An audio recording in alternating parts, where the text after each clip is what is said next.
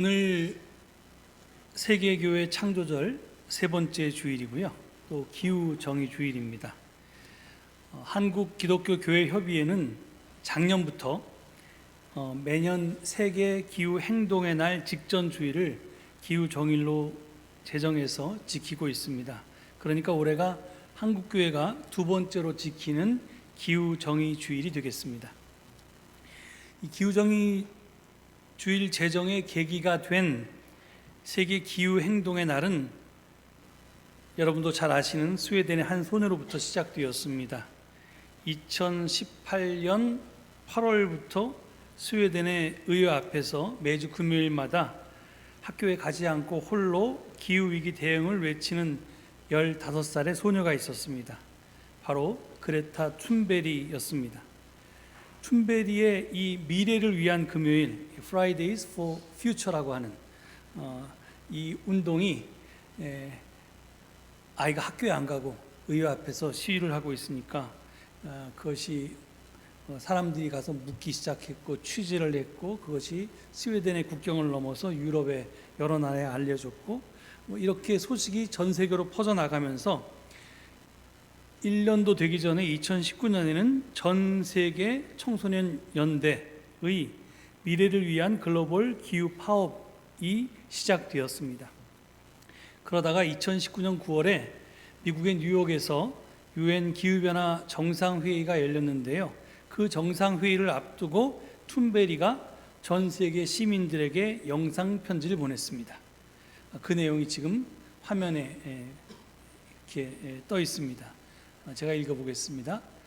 기후위기의 피해 당사자인 청소년으로서 우린 정의를 요구합니다. 세계적인 기후위기에서 예외인 사람은 없기에 모두 9월 20일과 27일에 모이기를 바랍니다. 우린 모두 같은 배에 탔으며 무관심해도 될 사람은 아무도 없습니다. 책임을 아이들에게만 맡길 게 아니라 이제 어른들도 하던 일을 멈추고 행동에 나서십시오. 모두가 함께 나서야만 합니다. 함께라면 불가능은 없습니다. 여러분이 아니면 누가 나설 수 있겠습니까? 지금이 아니면 언제 행동할 수 있겠습니까? 이렇게 한 3분 정도 되는 짧은 영상 메시지를 유튜브에 올렸는데요. 이 그레타 툰베리의 제안을 받아들여서 세계의 시민사회는 2019년부터 매년 9월 마지막에서 두 번째 금요일과 마지막 주 금요일을 세계 기후 행동의 날로 정하고 함께 행동하고 있습니다. 그러니까 글로벌 클라이메이트 스트라이크 이렇게 부르죠. 그래서 이게 우리는 기후 행동이라고 변하는데 하여튼 기후 파업 뭐 이렇게 합니다. 왜냐하면 금요일 날 툰베리가 학교에 안 갔듯이 어른들도 직장 가지 말고 적어도 1년에 이틀은 자발적인 파업에 나서서 이렇게 시위를 하자는 거였습니다. 우리나라도 이 2019년 9월 20일 금요일이 아니라 9월 21일 토요일에 전국적으로 기후 행진을 했고 그 이후로도 지금까지 계속되고 있습니다. 왜 금요일이 아니고 토요일인가? 여기 뭐 나라마다 특성이 있겠죠. 우리는 그 촛불 행동, 촛불 집회를 2016년서부터 17년에 걸쳐서 토요일에 늘 모이던 그런 관성이 있어서 한국에서는 토요일에 모이는 게 좋겠다. 그래서 아마 이 여러 시민단체들이 저희는 토요일을 정했습니다. 그래서 올해도 오는 토요일인 9월 23일에 NCCK가 주관하는 기후 정의주일 연합예배가 있고요. 그리고 바로 이어서 시민단체가 주관하는 9.23 기후 정의 행진도 있습니다. 이 포스터를 곳곳에 붙여놨는데 여러분이 보셨는지 모르겠지만 이번 9.23 기후 정의 행진의 표어는 슬로건은 위기를 넘는 우리의 힘입니다. 그리고 그 포스터에 이렇게 쓰여 있습니다. 9월 23일 기후위기 해결을 요구하고 불평등 해결을 촉구하는 기후정의 행진에 함께해 주십시오. 기후위기 시대 모두가 함께 평등하고 존엄한 삶을 살기 위한 싸움을 다시 시작하십시다. 그래서 이렇게 많은 사람이 동참해 줄 것을 호소하고 있습니다. 우리 교회 교우 대부분은 기후 정의란 말이 익숙할 텐데요. 아직도 이 말이 낯선 분이 계실지도 모르겠습니다. 과거에는 사회정의, 소셜 저스티스라는 말을 많이 썼습니다. 하지만 요즘은 기후정의, 클라이메이트 저스티스라는 말이 보편화되었습니다.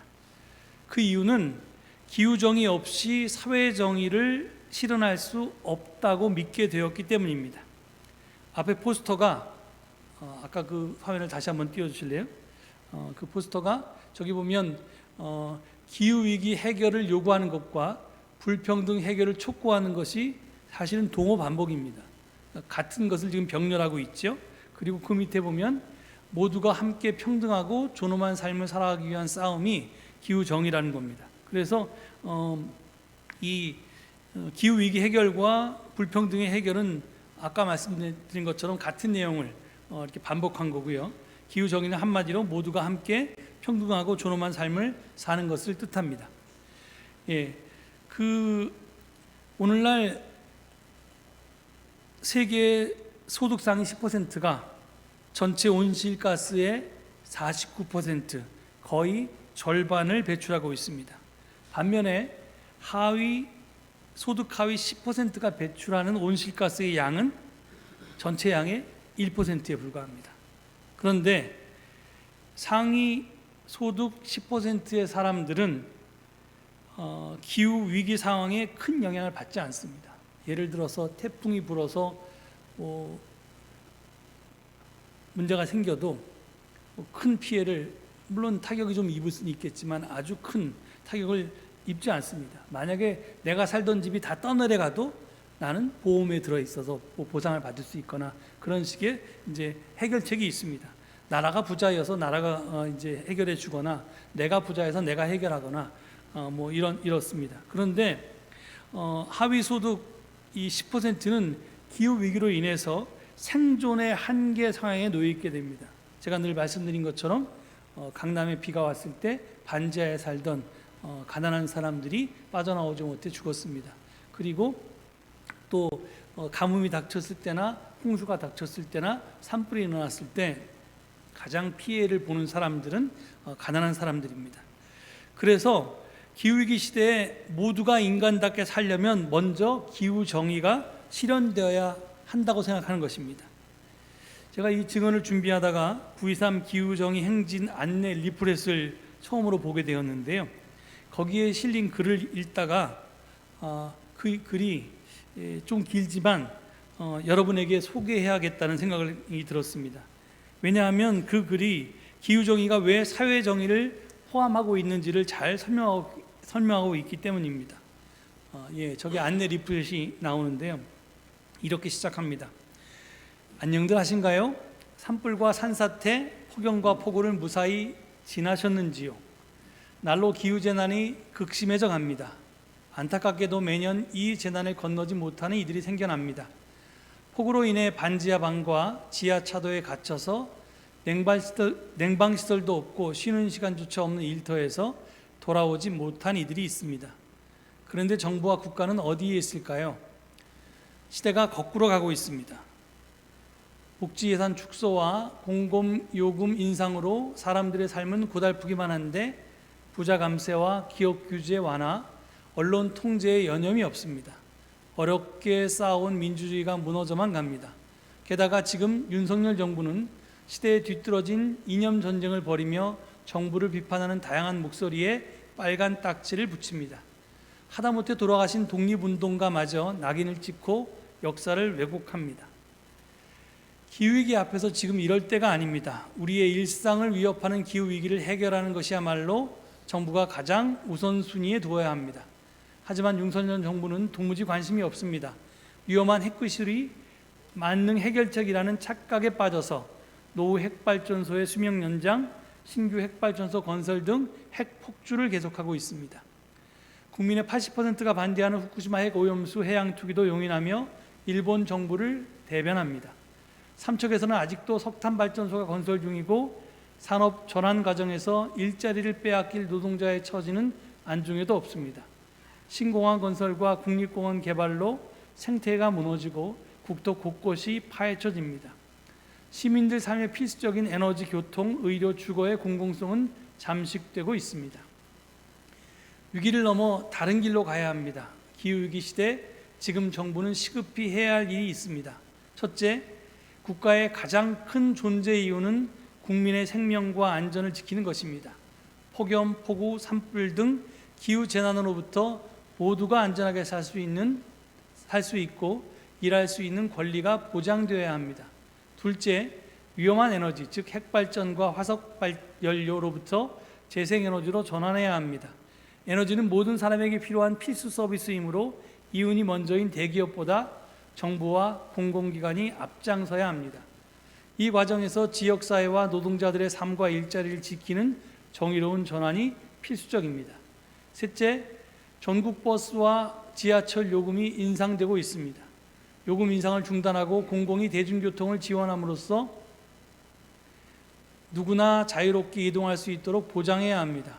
더군다나 지금 가장 탄소를 적게 배출하는 녹색 교통수단인 철도가 이윤 추구를 위해 민영화되는 것을 막아야 합니다. 시민의 편리와 안전을 보장하기 위해서 공공교통이 필수적입니다. 넷째, 이제는 더 이상 개발보다 자연 상태를 지키는 것이 기후를 위해서도 인간을 위해서도 절실히 필요합니다. 새만금, 제주도, 가덕도 등의 계획 중인 신공항, 천혜의 자연, 설악산 등 국립공원에 추진되는 케이블카 등 모든 생태 파괴 사업은 즉각 중단되어야 합니다. 제가 좀 길게 읽었는데요. 지금 이 글을 누가 썼는지 모르겠는데 지금 우리가 과거에는 이것을 사회정의라고 생각하면서 거리에서 외치던 내용들입니다. 그런데 지금 이 내용들을 기후정의를 전면에 내걸고 지금 이 일을 추진하고 있습니다. 제가 처음에 저 내용을 다 읽지 않고 네 가지, 지금 네 가지를 정리했잖아요. 네 가지 정리한 구호만 먼저 봤습니다. 근데 구호를 봤을 때 제일 좀 낯설었던 것이 철도 민영화 문제가 들어 있었습니다. 그래서 아니 기후위기하고 철도 민영화하고 무슨 직접적인 연관이 있나, 그래서 저도 잠시 고개를 갸우뚱거렸는데 사실은 지금 여기서 자세히 설명했듯이 지금 예를 들어서 이 철도를 민영화해서 일본처럼 만약에 사기업이 우리의 공공 철도를 장악하게 되면 그 요금이 비싸지고, 그래서 특정한 사람들만 이용할 수 있고, 그다음에 서민들이 이용할 수 있는 열차 같은 것은 지금도 점점 줄어들어서 새마을이나 무궁화나 이런 것이 이제 점점 줄어드는데, 앞으로 이제 시민들이 그걸 탈 수가 없기 때문에, 그렇다면 이제 자동차를 이용해야 하고, 그러면 그것이 기후 위기를 더 가속화시키기 때문에 그렇게 반대하는 겁니다. 전기요금도 마찬가지입니다. 그래서 에너지가 굉장히 중요한데 한전 민영화가 결국은 이제 그런 결과를 초래할 거라고 걱정하는 겁니다. 그렇기 때문에 지금 이 리플렛에서 설명했듯이 기후 정의는 사실은 모든 사회 정의의 문제를 현대에서는 포함하고 있습니다. 그렇기 때문에 지금 기후 정의를 가장 중요한 이슈로 삼고 이것을 개선을 위해서 우리가 9월 23일 날 행진하자는 겁니다. 그래서 마지막에 이 리플렛은 이렇게 말합니다. 9월 23일 거리로 나와 함께 행진하십시다. 왜? 평범한 우리가 바로 기후위기의 당사자이고, 나 때문에 기후위기가 일어났고, 그리고 또 반대로 나로 인해서 다른 세상이 가능하기 때문이기도 합니다. 그리고 함께 할 때 우리는 힘이 있다고 하면서 위기를 넘는 우리의 힘이 세상을 바꿀 수 있다는 말로 이 글이 끝맺습니다. 그래서 오늘 우리가 이런 주제를 가지고 기후 정의주의를 지키고 있는 것입니다. 그런데 2023년 기후 정의주일 주제는 올해 세계교회 창조절의 주제와 똑같이 정의와 평화가 흐르게 하라입니다. 그리고 본문 말씀은 너희는 다만 공의가 물처럼 흐르게 하고 정의가 마르지 않는 강처럼 흐르게 하여라 라는 말씀이 적혀 있는 아모스서 5장 24절의 말씀입니다. 근데 여러분 아시듯이 오늘 저는 이 본문을 따르지 않고 저희 교회가 사용하고 있는 성서 일과가 제시한 구약 성서 본문 출애굽기 14장의 말씀을 본문으로 택했습니다. 왜냐하면 제가 보기에 이 출애굽기의 말씀도 기후정의주일의 주제와 크게 다르지 않다고 보았기 때문입니다. 그리고 지금 제가 출애굽기 1장서부터 쭉 지금 이 교회력에 따른 성서 일과에 따라서 연속으로 설교하고 있는데 그 리듬 속에서 오늘의 또 본문도 굉장히 중요한 본문이기 때문에 그랬습니다. 성서에서 정의와 평화는 하나님의 꿈입니다. 하나님의 나라, 하나님의 통치는요, 정의와 평화가 온전히 실현된 상태를 가리킵니다. 그렇다면 여러분, 정의와 평화의 반대말이 뭘까요? 정의의 반대말은 불의, 평화의 반대말은 전쟁 또는 갈등, 이렇게 보통 대답을 합니다. 그런데 저는 물론 제 해석만이 아니고 성서학자들이 대부분 이렇게 이야기하는데, 정의와 평화는 동전의 양면처럼 불가분리적인 관계에 있고, 그리고 혼자서는 성립이 불가하다고 생각합니다. 즉, 정의 없는 평화나 평화 없는 정의는 있을 수가 없습니다. 따라서 정의와 평화는 공통의 반대말을 가지는데, 그것은 다름 아닌 폭력입니다. 폭력은 부정적인 의미의 힘입니다. 제가 이 강단에서 수도 없이 강조했는데요, 인류는 문명의 시작과 함께 하나님이 아니라, 야훼 하나님, 여호와 하나님이 아니라 힘, 파워를 신으로 섬겨왔다, 이렇게 누누이 강조했습니다. 그런데 제가 말했던 힘이 사실은 폭력입니다. 제가 그 주장을 했던 건 월터 윙크의 서 가져왔는데, 월터 윙크는 사실은 힘이란 말을 쓰지 않고 파워란 말을 단순히 쓰지 않고 바이오런스, 폭력이란 말을 씁니다. 실질적으로 인류는 그 탄생과 함께, 특히 문명의 탄생과 함께 폭력을 숭배해 왔다, 이렇게 갖가지 예를 듭니다. 그래서 제가 한번 여러분께도 말씀드린 적이 있는 것 같은데, 제가 어렸을 때 아주 재밌게 봤던 만화 영화, 우리는 뽀빠이라고 알려진 거 있죠. 이 뽀빠이가 이렇게 브루투스인가? 뭐 하여튼 이상한 털이 복숭복숭한 이제 어떤 등치 큰 아저씨가 맨날 그 올리브를 못 사게 굴면 시금치 통조림 먹고 힘내가지고 이기는 거 있잖아요. 그러면 뽀빠이는 정의의 편이고 그 털복숭이 그 아저씨는 이제 불의의 편이다, 이렇게 생각했는데, 그게 이 월터 윙크라는 사람은 우리에게 폭력을 신화한 거라고 이야기합니다. 즉, 정의라고 생각하지만 내가 힘을 가지면 폭력을 물리칠 수 있고, 그렇기 때문에 내가 힘을 가져야 된다는 걸 우리한테 교육시켰다는 거예요. 우리가 보고 있는 수많은 헐리우드 어벤져스 영화는 다 폭력 영화입니다. 내가 폭력에 대해서 반폭력적인 걸로 대항하는 게 아니라 같이 더 큰 힘을 가져서 그들을 제압할 때 비로소 우리에게 평화가 올 수 있다고 가르치기 때문에, 그것은 결국은 폭력을 신으로 숭배하는 그런 이제 인류의 오래된 종교를 형상화한, 교육하는 그런 거라고 이렇게 가르칩니다. 그래서 제가 그 책을 읽고 처음에 굉장히 놀랐던 기억이 있는데, 그것을 읽어보면 읽어볼수록 정말 인류의 역사가 실질적으로 숭배했던 것은 하나님이 아니라 폭력이었다라고 하는 것을 역사적인 구체적인 증거로 이렇게 다 드러내는 그런 겁니다. 하여튼 제가 이제 이게 문제는 폭력인데요, 그런데 그 폭력이 제도화된 것이 바로 제국입니다. 출애굽기는요, 이집트 제국으로부터 히브리 노예가 집단으로 탈출한 사건에 대해서 이야기합니다. 그리고 그 이야기의 정점에 바로 오늘의 본문 말씀이 자리하고 있습니다. 본격적으로 그것을 살펴보기에 앞서서 창세기로부터 시작된 제국의 운명에 대해서 잠깐 소개해 보겠습니다.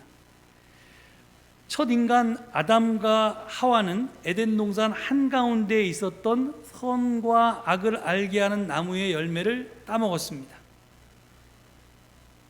선악과는 인간의 것이 아니라 하나님의 것이었습니다. 그러니까 인간은 손대면 안 되는 것이었죠. 그 누구도 소유할 수 없는 것, 아니 소유해서는 안 되는 것을 뜻했습니다.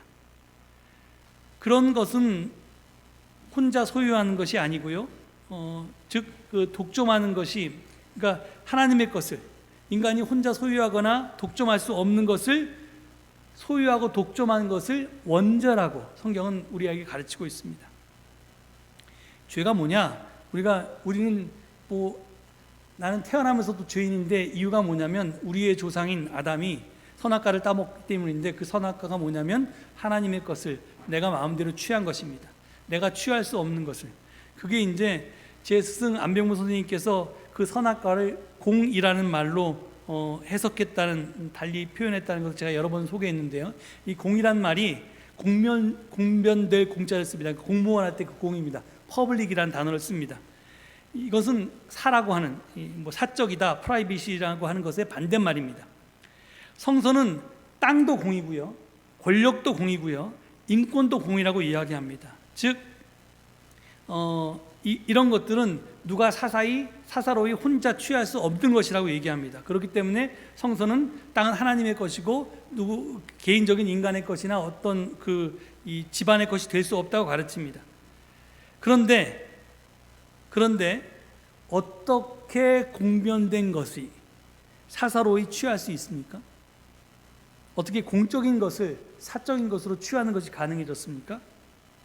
그건 내가 남보다 힘이 셀 때 가능합니다. 내가 강제로 아무도 가져서는 안 되는 것을 힘이 세다는 이유로 나 혼자 가질 수 있게 됩니다.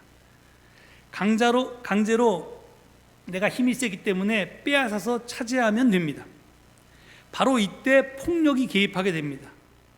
그래서 힘에 취한 사람들은요, 하나님의 형상대로 지음받은 동료 인간을 존엄한 타자로 대하지 않습니다. 그들의 욕망 충족의 대상이요 수단일 뿐입니다. 자기 욕망 실현의 걸림돌이 된다고 생각하면 그들을 제거하는 일을 주저하지 않습니다. 타인에 대한 지배의 욕망이 객체화된 것이 바로 제국입니다. 제도화된 것이. 그러니까 우리 개인적으로는 뭐 힘이 있으면 뭐 맛있는 거 어렸을 때 뺏어 먹기도 하고 친구 돈을 뺏기도 하고 뭐 이런 식의 이제 나쁜 짓을 하는데, 그건 아주 작은 나쁜 짓이고요. 진짜 이제 나쁜 짓을 가는 사람은 권력을 가지고 권력을 독점하거나 또는 이제 그 힘을 가지고 다른 나라를 지배하거나 뭐 이렇게 된 게 이제 점점 그게 시스템이 커지게 되면 제국이라는 모습으로 나타납니다. 제국은 무한한 자기 확장을 꾀합니다. 제국은 지배를 공고히 하기 위해서 폭력의 기계가 됩니다. 힘으로 타자를 제압한 후에 자기 의지를 강요합니다. 힘없는 이들은 자기 삶의 주인이 될 수가 없습니다. 왜? 다른 이들의 뜻을 실현하기 위해서 나를 바쳐야 하기 때문입니다.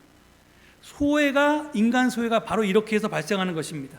그러나 이런 현상은 자연스럽지도 않고 또 선하지도 않은 것입니다. 지난 주일에 본문이었던 출애굽기 3장에서 보면 이집트 제국 아래서 노동력을 착취당하고 비인간적으로 취급당하던 히브리인들의 신음을 하나님이 들었다고 전하고 있습니다. 그들은 누구의 보호도 기댈 수 없는 그런 생명들이었습니다. 하나님은 그들의 소리에 예민하게 반응하십니다. 하나님이 그들의 소리를 들으시면 하나님의 들으심은 사건으로 변하게 됩니다. 하나님은 정의와 평화가 무너진 세상을 바로잡으시는 바로 그런 분이십니다. 출애굽 사건은 바로 이렇게 시작된 것입니다. 성경의 첫 책인 창세기가 이 천지 만물이 어떻게 창조되었고 어떻게 타락되었는가를 가르치는 책이라면, 그 타락한 인류가 어떻게 하면 구원에 이를 수 있는가를 구체적으로 역사 속에서 보여준 예가 바로 출애굽기입니다. 하나님은 모세를 통해서 히브리인들에게 젖과 꿀이 흐르는 땅을 약속하셨습니다. 젖과 꿀이 흐르는 땅은 토지의 비옥함을 일컫는 말이기도 하지만 더 중요한 것은 누구의 압제도 받지 않는 자유인의 삶을 은유적으로 뜻한 것이기도 합니다. 그래서 이제 우리는 죄인에서 벗어날 수 있게 된 겁니다. 하나님의 뜻은 명백합니다. 하나님의 형상을 따라서 지음받은 사람들이 각자에게 주어진 삶의 가능성을 한껏 누리면서 사는 것입니다. 하나님은 그 꿈을 가로막는 이들을 벌하십니다. 압제에서 자유로 죽임의 문화에서 살림의 문화로 전환한 것이야말로 하나님이 기뻐하시는 일입니다. 하나님은 바로로 상징되는 이집트의 전제 정치를 10가지 재앙을 통해서 심판하십니다. 지금 우리는 14장을 벌써 건너뛰었는데요. 3장에서 여러분 그 중간에 어떻게 모세가 그 이집트의 바로를 이렇게 굴복시키는가가 쭉 나오는데, 제일 유명한 게 10가지 재앙의 이야기죠. 그 중에서 9번째 재앙은 어두움이 온 땅을 덮는 것이었습니다. 여러분, 이집트는 태양신의 나라입니다. 그러니까 태양신이 다스리는 이집트 제국이 태양이 가린 겁니다. 어둠이 지배하고 있으니까요. 그래서 이게 벌써 이 9번째 어둠이 온 땅을 뒤덮은 것 자체는 이집트 제국에 대한 심판을 상징하는 것이었습니다. 그리고 태양신의 아들로 자처하는 바로에 대한 심판도 뜻합니다. 그리고 10번째 재앙은 여러분 잘 아시는 것처럼 마다들의 죽음인데요, 맛배의 죽음인데, 그 땅에서 생명의 기운이 고갈되었음을 드러내는 것이었습니다. 자, 이집트 제국의 정점에 서서 끝까지 강박하게 굴었던 바로는 마지막 10번째 재앙 앞에서 무릎을 꿇고 맙니다. 그래서 히브리인 노예의 해방을 허락했습니다. 하지만 바로는 곧 생각을 바꾸었습니다. 히브리 노예는 이집트 제국의 경제를 떠받치는 중요한 기둥이었고, 그 기둥이 무너지면 이집트 제국도 무너질 것이 분명했기 때문입니다. 다시 말해 제국의 기득권을 포기할 수 없었던 바로는 탈출한 히브리인 노예들의 추격에 나섭니다. 출애굽기 14장 6절에서 7절은 이 장면을 다음과 같이 묘사하고 있습니다. 여기 보면 바로는 병거를 갖추고 그의 군대를 이끌고 나섰다. 그는 특수병거 600대로 편성된 정예부대와 장교들을 지휘하는 이집트 병거부대를 모두 이끌고 나섰다. 바로는 지금 도망친 히브리인 민간인들을 다시 잡아오기 위해서 군대를 동원하고 있습니다. 무장도 하지 않고 군사훈련도 받지 않은, 그리고 어린이부터 노인까지 뒤섞여 있는 노예들을 붙잡기 위해서 이만큼의 군사력이 과연 필요했을까요? 아닐 것입니다. 바로는 자기 힘을 과시하고 싶었던 것입니다. 이집트 백성들에게, 그리고 히브리인들에게, 그리고 자기 자신에게 말입니다. 그래서 그냥 병거 부대는 물론이고 특수병거 600대로 편성된 정예부대까지 다 이끌고 나섰습니다. 지금으로 말하면 미국이 최신의 핵자산을 총동원해서 민간인 체포에 나섰다는 것과 비슷한 겁니다.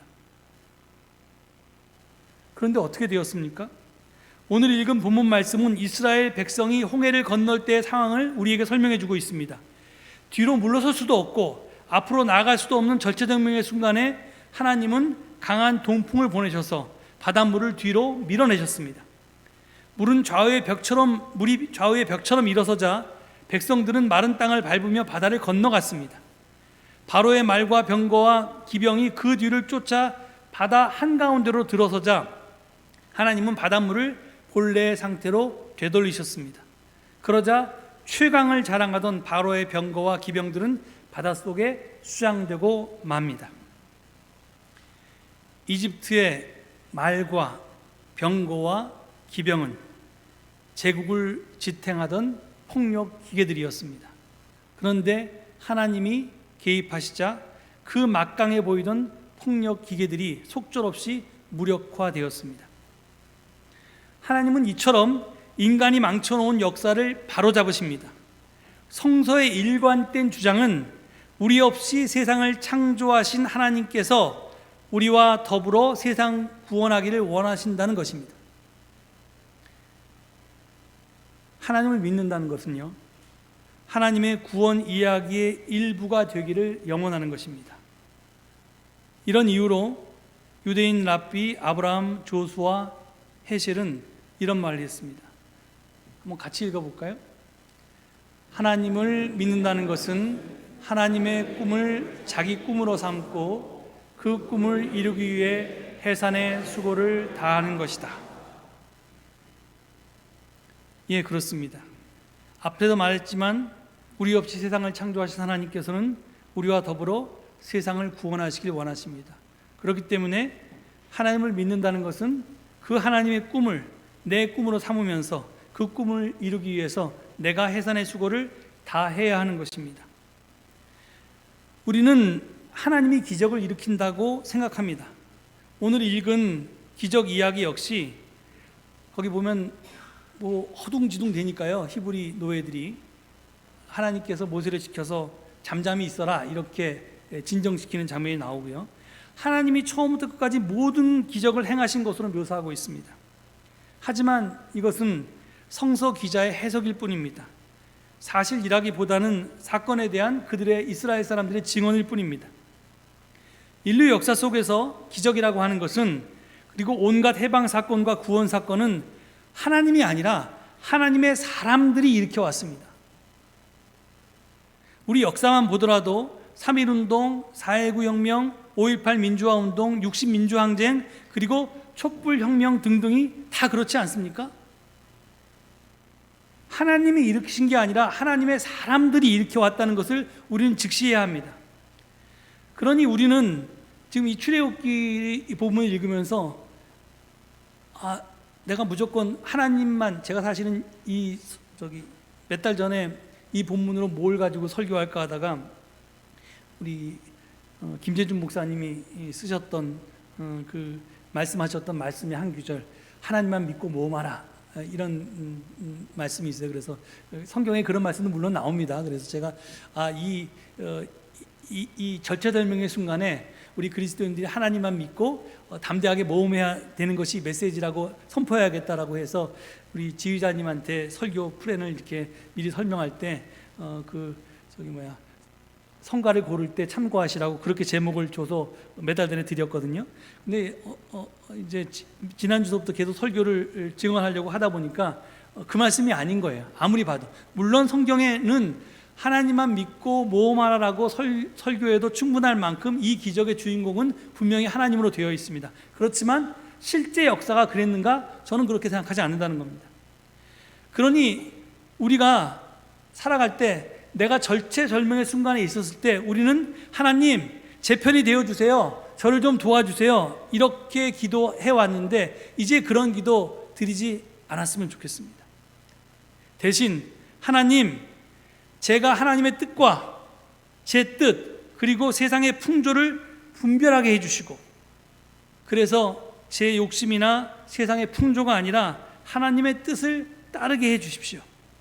제가 하나님이 제 편에 서서 달라고 기도하는 것이 아니라 제가 하나님 편에 설 수 있도록 기도하게 해주십시오.